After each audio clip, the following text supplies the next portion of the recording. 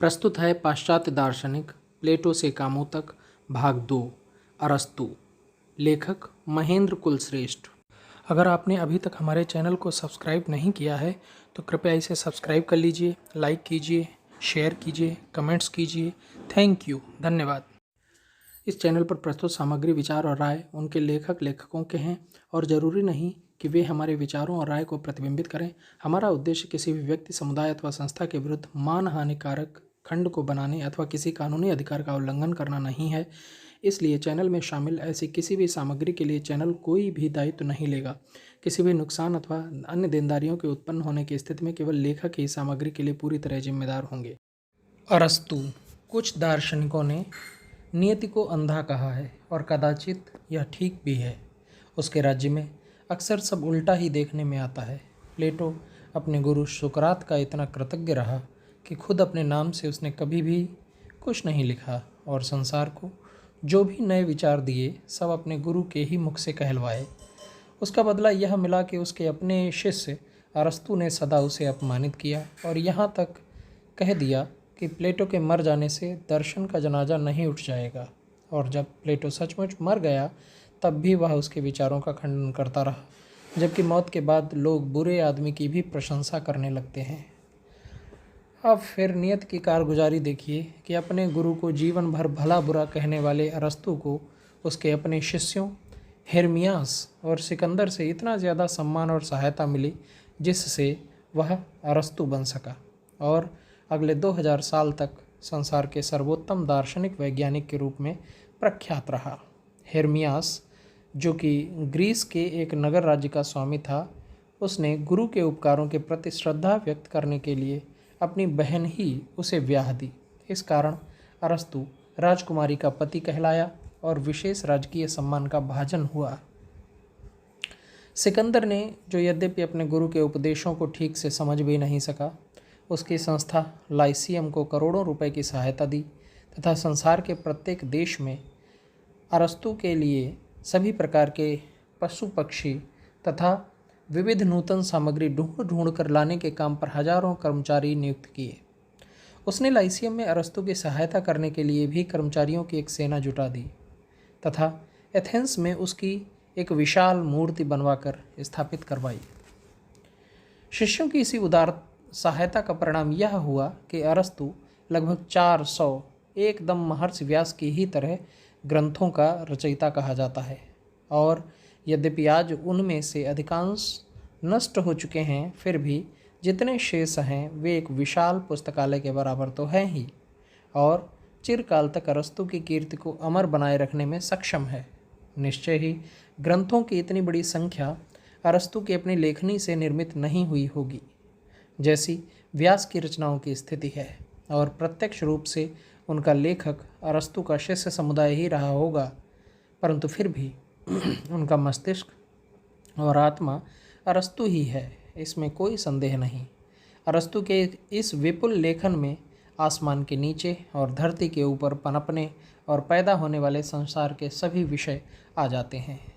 उसने तर्कशास्त्र पर लिखा है, आत्मा और ईश्वर पर लिखा है, भौतिकी तथा खगोल विद्या पर लिखा है, प्राणी शास्त्र पर लिखा है, मनोविज्ञान और कला पर लिखा है, नीति और जीवन शास्त्र पर लिखा है, राजनीति, शिक्षा और विवाह पर लिखा है। यही नहीं, पुस्तकालय विज्ञान पर भी उसका योगदान है। इनमें से अनेक विषयों का तो वह जन्मदाता ही है। प्राणिशास्त्र आदि वैज्ञानिक विषय तो उसके पहले नहीं के बराबर थे। अपने विशाल संग्रहालय की स्थापना से उसने इन विषयों पर महत्वपूर्ण योगदान दिया। उसका संग्रहालय इतना बड़ा था कि आज लोग आश्चर्य करते हैं कि उसे जैविक विकास का सिद्धांत क्या नहीं सूझ गया, जो अभी गत शताब्दी में ही डार्विन और स्पेंसर को सूझा। जो भी हो, अरस्तु ने ज्ञान के विविध अंगोपांगों को वैज्ञानिक ढंग से देखा, परखा, नए अंगों की शोध की तथा उन सब में एकता की प्रतिष्ठा की। अरस्तु के 2000 साल बाद स्पेंसर ही ऐसा व्यक्ति हुआ जिसने कुछ अंशों में ज्ञान के अनेक अंगों को देख समझकर उन्हें एक सूत्र में पिरोने की चेष्टा की। यदि हम इस बात का भी ध्यान रखें कि अरस्तु के समय में आविष्कार एकदम नहीं के बराबर थे, प्रयोग करने तक की पद्धति का जन्म नहीं हुआ था, और केवल देखते रहकर ही किसी वस्तु तथा अन्य का अवलोकन करना संभव था, उसके अनुसार आइडिया लगाया जाता था, अर्थात अनुमान किया जाता था। सिकंदर, जो कि अपने बाप का योग्य बेटा था, उसका चरित्र बचपन से ही इस कार्य के बिल्कुल उपयुक्त था, क्योंकि उसमें वीरता के सभी गुण तथा दुर्गुण बखूबी विद्यमान थे। प्रत्येक नई वस्तु को जान लेने की इच्छा तथा कुछ कर गुजरने की अदम्य आकांक्षा उसकी रग रग में भरी हुई थी। वह किसी के भी काबू में नहीं आता था। जंगली और खूंखार घोड़ों को वश में करना उसके लिए एक मनोरंजन था। फिर वह एक भले विचारक तथा सज्जन दार्शनिक के काबू में कैसे आ सकता था? अरस्तु इस उबलते हुए ज्वालामुखी पर कभी नियंत्रण नहीं रख सका, परंतु उसने उसके सब कार्यों का हार्दिक समर्थन किया। उसने सिकंदर के भीतर संपूर्ण विश्व में राजनीतिक एकता स्थापित करने वाले व्यक्ति की प्रतिभा देखी। कालांतर में यह लगभग सही साबित हुई। इसलिए सभी स्वतंत्रता प्रेमी ग्रीक जन, विशेष रूप से एथेंस वासी, उसके विरुद्ध हो गए थे। अरस्तु को भी उनका समर्थक पाकर वे अरस्तु के भी शत्रु हो गए। सिकंदर ने भी 2-3 साल से अधिक अरस्तु की शिष्यता स्वीकार नहीं की। इसलिए अरस्तु एथेंस लौट आया और अपने लाइसियम के काम में मन लगाने लगा। यहाँ उसे जीवन भर शत्रुओं के मध्य संघर्ष करते हुए रहना पड़ा। फिर भी वह सिकंदर का ही समर्थन करता रहा। प्रसिद्ध नेता और वक्ता डेमोस्थेनीज के नेतृत्व में एथेंस वासी विरोधी आंदोलनों का संगठन करते थे। तभी अचानक भारत आक्रमण से लौटते हुए सिकंदर मर गया, जिसके फलस्वरूप एथेंस स्वतंत्र हो गया। एथेंस की स्वतंत्रता का परिणाम अरस्तु के नगर त्याग में हुआ, क्योंकि उसका सहारा ही टूट गया था। उसके सब साथी और सहयोगी भी उससे बिछड़ गए थे और वह नितांत अकेला रह गया। इसलिए वह भी एथेंस छोड़कर कैलसिस चला गया। इस समय उसे अपार दुख सहने पड़े। अरस्तु का लाइसियम प्लेटो की एकेडमी से अनेक अर्थों में भिन्न था। एकेडमी में जहाँ गणित, राजनीति और दर्शन पर जोर दिया जाता था, वहीं लाइसियम में जीव विज्ञान तथा अन्य प्राकृतिक विज्ञानों को महत्व प्राप्त था। यहाँ विद्यार्थी भी बहुत थे और उनके समुचित संचालन के लिए कुछ नियम आदि भी बनाए गए थे। हर हफ्ते या 10 दिन बाद एक विद्यार्थी संस्था का नियंत्रक चुना जाता था। फिर भी अनुशासन कड़ा नहीं था और छात्र घूमते फिरते गुरु से विचार विनिमय कर सकते थे। अरस्तु की रचनाएं मुख्यतः 3-4 भागों में विभाजित की जा सकती हैं। पहले भाग में तर्कशास्त्र की पुस्तकें आती हैं, जैसे categories, posterior analytics, sophistical refutation आदि। दूसरे में वैज्ञानिक कृतियाँ जैसे physics, meteorology, natural history, the parts of animals, the movements of animals, the generation of animals, on the heavens, on the soul, growth and decay आदि। तीसरे में पोइटिक्स, रिटरिक्स आदि सौंदर्य शास्त्र विषयक रचनाएं आती हैं और चौथे में एथिक्स, पॉलिटिक्स, मेटाफिजिक्स आदि दार्शनिक विषयों के ग्रंथ। इनकी सूची से ही आश्चर्य होता है कि किसी एक व्यक्ति ने इतने विविध विषयों पर कैसे लिखा होगा। अरस्तु ने साहित्यिक वार्ताएं भी लिखी थीं, परंतु वे इतनी अच्छी नहीं थीं और अब प्राप्त भी नहीं हैं। प्लेटो से अरस्तु की रचनाओं में एक स्पष्ट अंतर देखने में आता है। प्लेटो की रचनाएं जहाँ संतुलित भाषा में हैं और सौंदर्य शास्त्र के से प्रभावित हैं, वहीं अरस्तु को रचनाओं में मनोरंजन और मिठास का नितांत अभाव है और उसके स्थान पर एक खास किस्म की ठोस वैज्ञानिकता है। पहले वह चुने हुए शब्दों में समस्या को प्रस्तुत करता है, फिर उस विषय पर अब तक उपलब्ध सब मतवादों की आलोचना करता है और अपनी आलोचनाओं को अधिक से अधिक तथ्यों से पुष्ट करता है और तब अंत में अपने मत की बड़े स्पष्ट शब्दों में स्थापना करता है। उसकी सब महत्वपूर्ण पुस्तकों का ढंग प्रायः इसी प्रकार का है। फिर भी उसके कई ग्रंथ बहुत अपूर्ण से भी हैं और कई में जल्दबाजी भी की गई प्रतीत होती है। उसकी कई किताबें पाठ्य पुस्तकों जैसी भी हैं जो शायद लाइसियम में इसी उपयोग में आती हों। इन पुस्तकों में उसके शिष्य प्रशिष्य संशोधन परिवर्तन करते रहे हैं और पहली शताब्दी ईस्वी पूर्व में उनका पहला संस्करण एड्रोनिकस ने प्रकाशित किया। इसी के आधार पर बाद में और संस्करण तथा अनुवाद प्रकाशित होते रहे।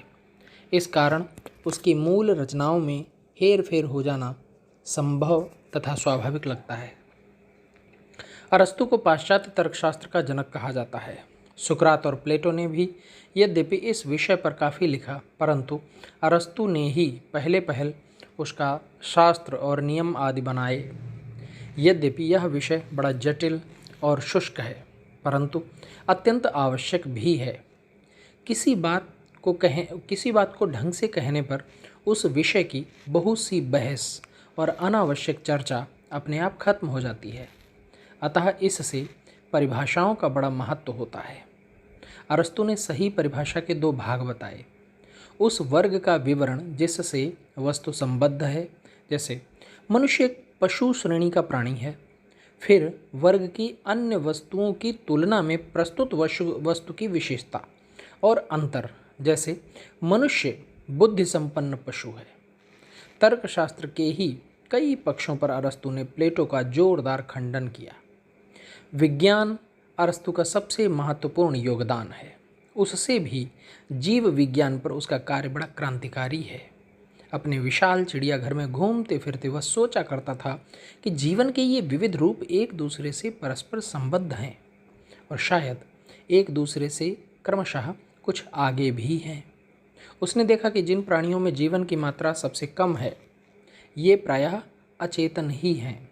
फिर उनमें धीरे धीरे जीवन या चेतना का परिमाण बढ़ता जाता है। इससे कुछ बातें और भी स्पष्ट होती हैं कि जीवन की वृद्धि जटिलता की ओर है, कि इस जटिलता के साथ साथ बुद्धि का परिमाण भी बढ़ता जाता है तथा बुद्धि क्रमशः प्राणी के सभी क्रियाकलापों पर नियंत्रण स्थापित करती जाती है। वह जैविक विकास के सिद्धांत को नहीं पकड़ सका था और सर्वाइवल ऑफ द फिटेस्ट के विचार का भी, जो उससे पहले एम्पिडोक्लेस प्रकट कर चुका था, इसने खंडन किया। उसने मस्तिष्क को रक्त ठंडा करने का यंत्र घोषित किया। उसने यह भी कहा कि स्त्रियों के दांत पुरुषों से कम होते हैं। इस तरह की उसने तमाम गलतियां की, परंतु इनसे कहीं ज़्यादा सही बातें भी कहीं। जैसे उसने बताया कि प्राणी का जीवन प्रकार उसके भोजन पर निर्भर करता है और अपना अपना विशेष भोजन प्राप्त करने के लिए ही वे विशेष ढंगों की जीवन शैली अपनाने को बाध्य होते हैं। उसने बताया कि पक्षियों तथा सर्प श्रेणी के प्राणियों में आंतरिक आकृति की समानता होती है। उसने बताया कि बंदर चौपायों तथा मनुष्य के बीच की स्थिति का प्राणी है। उसने यह भी बताया कि कोई प्रजाति या व्यक्ति जितना ज़्यादा विकसित और विशेषता युक्त होगा, उसकी उतनी ही कम संतान होगी। 2000 साल बाद स्पेंसर ने भी यह बात बताई और उसने और भी बहुत सारी बातें बताईं जिनका कुछ समय बाद खंडन किया गया, परंतु और भी कुछ समय बाद जिन्हें वैज्ञानिक आविष्कारों के आधार पर स्वीकार कर लिया गया। भ्रूण विज्ञान पर अरस्तु का योगदान बहुत महत्वपूर्ण है। उसने मुर्गी के अंडे को विभिन्न अवस्थाओं में तोड़कर भ्रूण के विकास का बहुत सूक्ष्म अध्ययन प्रस्तुत किया। प्रजनन शास्त्र के बारे में भी अरस्तु ने कुछ महत्वपूर्ण प्रश्न रखे। एक गोरी स्त्री ने किसी नीग्रो से विवाह किया और उनकी संतानें सब गोरी ही हुईं, परंतु दूसरी पीढ़ी में वे काली हो गईं। इस पर अरस्तु ने प्रश्न रखा कि पहली पीढ़ी में ये कालापन कहाँ छिपा रहा था। 19वीं शताब्दी में किए गए मेंडल के प्रयोग इससे एक ही कदम आगे थे। किसी ने सच कहा है कि सही सवाल रखना ही समस्या का आधा हल पा लेना है। भौतिकी के संबंध में अरस्तु की रचना उतनी सबल नहीं है। उसके विषयों का विवेचन जरा ज़्यादा दार्शनिक ढंग से किया गया है। पदार्थ, गति, आकाश, काल, अनंत आदि से अरस्तु इससे आगे नहीं बढ़ सका, किंतु अरस्तु ने यह स्वीकार किया है कि प्रकृति में अवकाश या शून्य नहीं होता। खगोल विद्या के विषय में भी अरस्तु ने कोई विशेष बात नहीं कही, बल्कि उसने कई सही बातों का खंडन किया। जैसे पाइथागोरस के इस कथन का उसने तीव्र विरोध किया कि सूर्य सब ग्रहों का केंद्र है। यह सम्मान उसने अपनी पृथ्वी को ही प्रदान किया।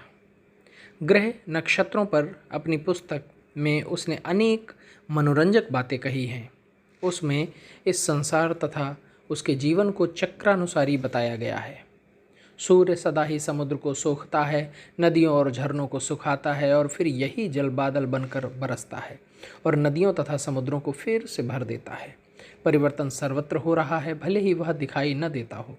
समस्याएं बनती हैं, बिगड़ती हैं और पुरानी की राख पर फिर से नई समस्याएं खड़ी हो जाती हैं। इसीलिए पुराने आविष्कार फिर दोहराए जाते हैं, पुराने धर्म और मान्यताएं फिर चल पड़ती हैं।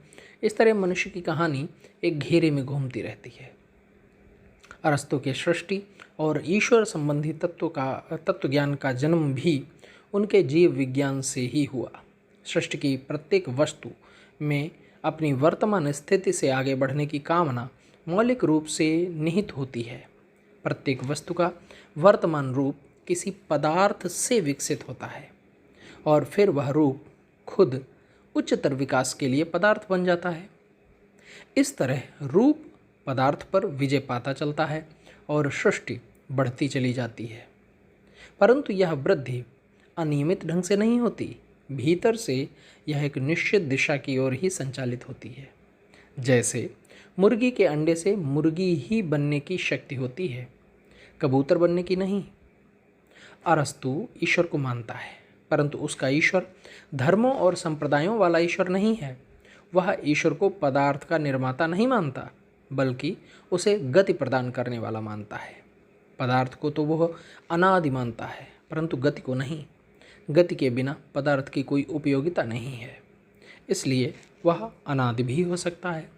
परंतु गति आते ही पदार्थ बदलने और सर्जन करने लगता है, इसलिए गति अनादि नहीं हो सकती और उसका एक स्रोत भी होना आवश्यक है। अरस्तु के अनुसार यह स्रोत ही ईश्वर है, जो बनाता नहीं चलाता है। वह व्यक्ति नहीं, शक्ति है, क्रिया है। इसी तरह किसी भी प्राणी या व्यक्ति की चेतन शक्ति ही उसकी आत्मा है। यह उसकी सब क्रिया शक्तियों का योग है। पेड़ पौधों में उनकी पाचन तथा उत्पादन शक्ति उनकी आत्मा है। पशुओं में उनकी अनुभूति तथा उन्हें चलाने फिराने वाली शक्ति उनकी आत्मा है। मनुष्यों में विचार और तर्क की शक्ति उनकी आत्मा है। शरीर के बिना आत्मा ठहर नहीं सकती और शरीर नष्ट होने पर वह पूरी तरह नष्ट नहीं होती। उसका जो भाग स्मृति से संबंधित होता है वही नष्ट होता है, शेष जीवित रहता है और वही शुद्ध विचार का अंश होता है। अरस्तु नैतिकता तथा आचरण की समस्याओं पर भी विचार करता है, परंतु वैज्ञानिक होने के कारण उसके विचार हवाई नहीं होते। वे सीधे साधे तथा प्राकृतिक आवश्यकताओं से संबद्ध हैं। वह अच्छाई को जीवन का उद्देश्य नहीं मानता, बल्कि सुख को जीवन का उद्देश्य मानता है। वह सुख की व्याख्या करता है तथा उसे प्राप्त करने के उपाय बताता है।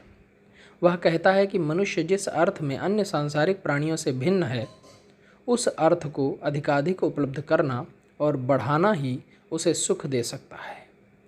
बुद्धि ही मनुष्य का यह विशिष्ट अर्थ है, अर्थात सफल बौद्धिकता ही उसका सर्वोत्तम सुख हो सकती है। अच्छाई भी सही निर्णय पर निर्भर करेगी, जिसमें आत्मनियंत्रण तथा सूरज का भी योग होना चाहिए। वैसे तो यह काफ़ी अनुभव से ही आ सकता है, परंतु साधारणतया यह कहा जा सकता है कि मध्यम मार्ग सुख का मार्ग है। दोनों ओर की अति सदैव दुख देती है। जैसे कायरता और उद्धतता के बीच साहस, कंजूसी और अपव्यय के बीच उदारता, झगड़ालूपन और कायरता के बीच मित्रता आदि।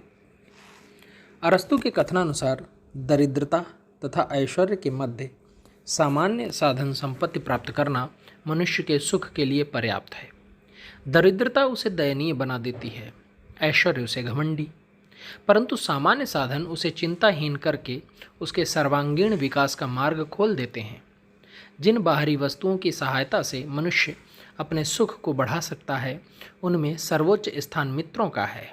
मित्र सुख को बढ़ाते तथा दुख को घटाते हैं। प्रत्येक व्यक्ति को कुछ अच्छे मित्र अवश्य बनाने चाहिए, परंतु उसे बहुत ज़्यादा मित्र इकट्ठे करने के फेर में भी नहीं पड़ना चाहिए, क्योंकि बहुत मित्रों का होना एक भी मित्र न होने के बराबर है। अरस्तु कहता है कि पुरुष को अपने से 17 साल कम अवस्था वाली स्त्री से विवाह करना चाहिए, तभी उन दोनों की प्रजनन शक्ति का एक साथ क्षय संभव है, नहीं तो स्त्री जल्द बेकार हो जाएगी और इस अवस्था में पुरुष पथभ्रष्ट हो सकता है। स्त्री को अरस्तु पुरुष की दासी मानता है। वह कहता है एक कि अपूर्ण पुरुष ही स्त्री है जो विकास के धरातल पर एक कदम पीछे रह गई है। अरस्तु स्त्री को मिट्टी मानता है, जिसे रूप देने का कार्य पुरुष को करना होता है। पुरुष सृष्टि का क्रियाशील तत्व है, स्त्री निष्क्रिय। पुरुष की वीरता स्त्री प्रशासन करने में तथा स्त्री की वीरता पुरुष का अनुगमन तथा उसका आज्ञा पालन करने में है। इसी तरह अरस्तु लोकतंत्री भी नहीं है। वह कुछ चुने हुए व्यक्तियों को, जिनके पास फालतू समय हो, शासन का अधिकारी मानता है। वह कहता है कि सत्ता पर राजा का ही नियंत्रण होना चाहिए, जिससे राज्य और जनता में भेद की नौबत न आए। राजकुमारी के पति और सिकंदर के गुरु से इससे अतिरिक्त और आशा भी क्या की जा सकती है। लेकिन इसका एक कारण यह भी था कि एथेंस के लोकतंत्र ने विनाश और संहार ही दिया था, जबकि अरस्तु शांति और सुरक्षा की कामना करता था। उसने प्लेटो के आदर्श राज्य की कल्पना का विरोध किया। वह व्यक्ति को नितांत सामाजिक बना देने के पक्ष में नहीं था कि सभी बराबर वाले व्यक्ति उसके भाई बहन और बुजुर्ग माता पिता हों। इसे वह कोई भी भाई बहन या माता पिता न होने के बराबर मानता था। वह पारिवारिकता और संबंधों की महत्ता पर बल देता था। सुकरात, प्लेटो और अरस्तु ग्रीक मेधा की महात्रयी हैं। सुकरात के समय ग्रीक सभ्यता का जो सूर्य उदय हुआ, वह अरस्तु के साथ अस्त हो गया। आश्चर्यजनक समानता की बात यह है कि सुकरात की तरह अरस्तु को भी एथेंस वासियों ने प्राण दंड देने का निश्चय किया, परंतु अरस्तु उतना सज्जन नहीं था और उसने यह कहकर कि मैं एथेंस को चिंतन तथा दर्शन के प्रति दूसरी बार पाप करने का अवसर नहीं दूंगा, नगर छोड़ दिया।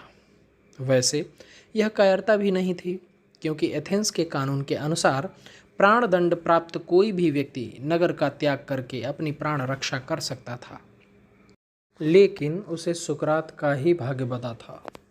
और कहते हैं कि कुछ ही मास बाद खुद अपने हाथों जहर पीकर उसने आत्महत्या कर ली। इस समय उसकी आयु 62 वर्ष की थी। तभी उसके शत्रु परंतु महान ग्रीक वक्ता डेमस्थेनीज ने भी जहर पी लिया। साल भर पहले ही सिकंदर भी मर चुका था। इन तीनों की मृत्यु के साथ ग्रीक सभ्यता का दीपक सदा के लिए बुझ गया।